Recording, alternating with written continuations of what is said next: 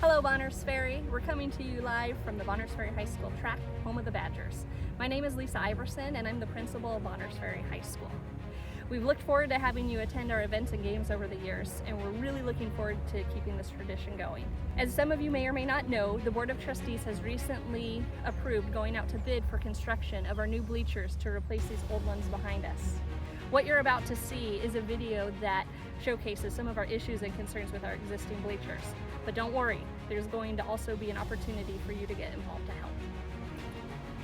So on any home game, this is just one of the press boxes and there's 4 other, but you can imagine there's going to be at least like 2 to 3 grown men up in here, assistant coaches for both teams that are doing the play calling. We also then have our film crew up here so that they can pan the field.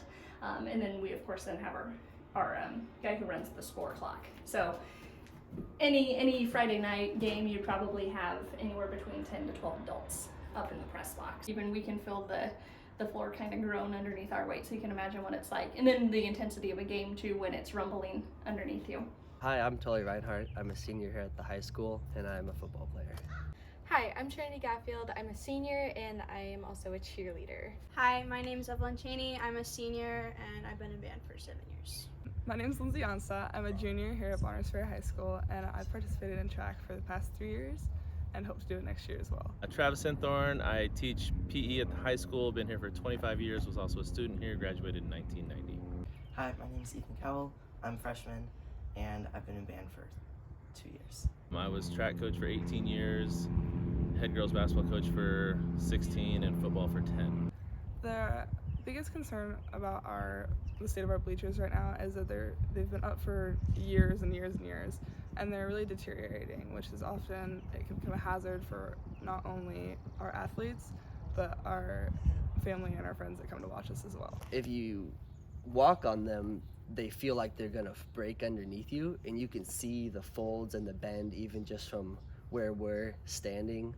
They've been here a long time and they need to be replaced. It's just a safety problem at this point. Because our drum set fits just on this little spot right here, and like our big instruments like tuba and euphoniums and all our other drums have to fit on this little space, and we just don't have a lot of room and people like to topple over.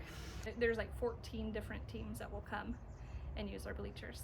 A lot of the away teams will set up little tents, but also a lot of them utilize our bleachers as well. But because of the state of our bleachers, they're worried about falling, tripping on our stairs, which are falling apart.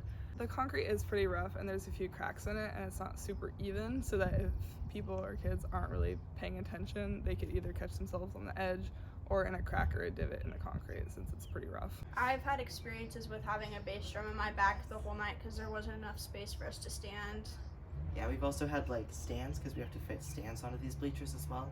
So we've had issues with stands falling over. Like we said, these are state of the art in 1970. Now, the wood, they're splintering. Your uniforms get ripped and you get little tears on them. It's not fun.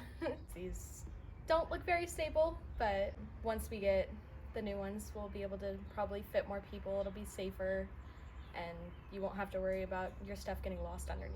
One of my favorite things about track is our community that comes to watch us and people cheering on and the crowd, which is why having a good place for them to sit is so important.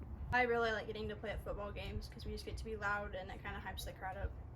I like getting to play at like all pep games because the music's really fun and you can play as loud as you want. I was just told about the bleachers being elevated, which will be really nice, and you'll be able to hear the cheerleaders more and not have to worry about the cheerleaders blocking the game while you're trying to watch it. Just because of the current state of the bleachers, and also my first year as the high school principal, it was a little unnerving to see all of the families and friends come out to support our graduates last year, and I just sent up a little prayer that everything would hold up and that nothing would come crashing through to the ground below.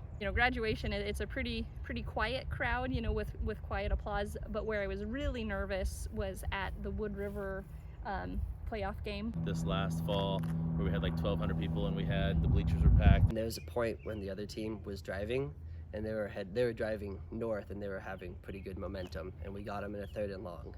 The whole bleachers were packed, and then we even had people on both sides have to bring their lawn chairs and extend it out. And we had lawn chairs all the way track. Our stands got so loud that Charles and I could not hear each other talking from like 15 yards away. And we were sitting there, and the other team's coaches were trying to call plays in from the sideline, and they literally could not, the quarterback could not hear it. That was a pretty rowdy crowd, and people were on their feet and they were cheering. And they went on a silent snap count that whole game because of how loud our bleachers were. It was a great community event. And that was pretty amazing. I get chills thinking about it. That had me more nervous than graduation. I remember Bill Hayden telling stories like in the early 70s where the National Guard built them. My father-in-law, Tom Iverson, he said that he actually helped build the original bleachers. I think they were built back in the 70s. I know the booths up top, the floors are rotting, and the bird's nest up top. So yeah, they really stood the test of time. The bleachers are open. Basically anything, whether it's on purpose or not, like it all ends up underneath. And so we have to crawl underneath the bleachers and then gather up any garbage. Our leadership students from the middle school and high school really help out a lot after home events.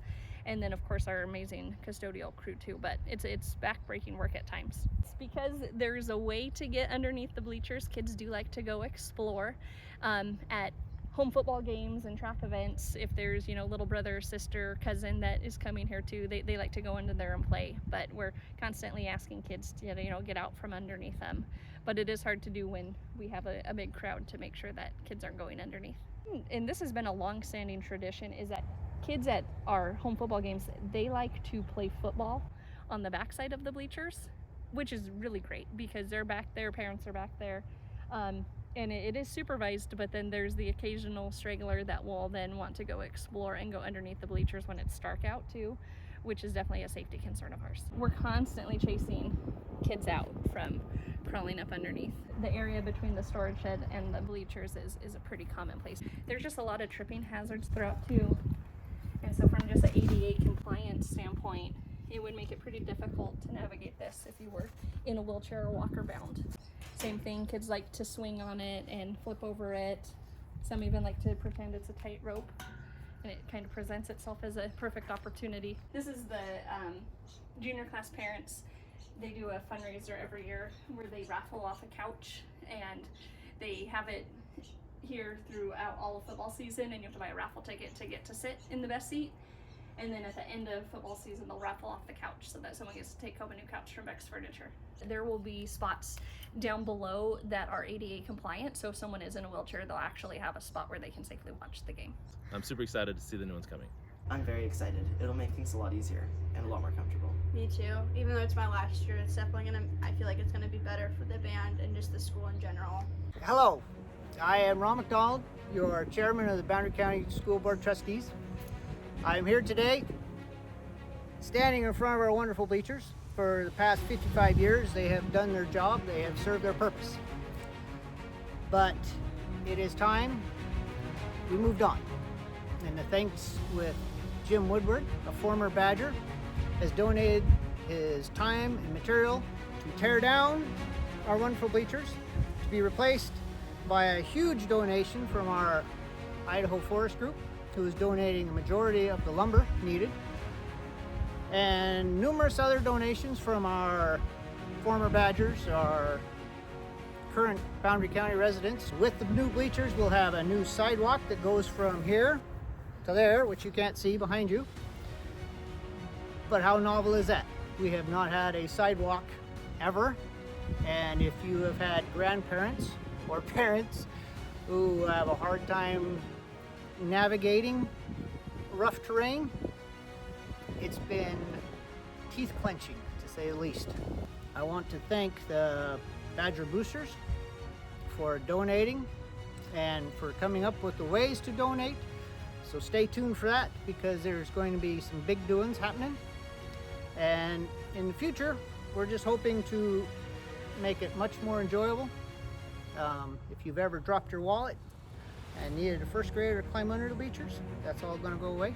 So we're here for you. We thank you. Thank you from the bottom of our heart, from everybody at the school district and my fellow trustees and everyone who's been a part of this. Thank you. Thank you.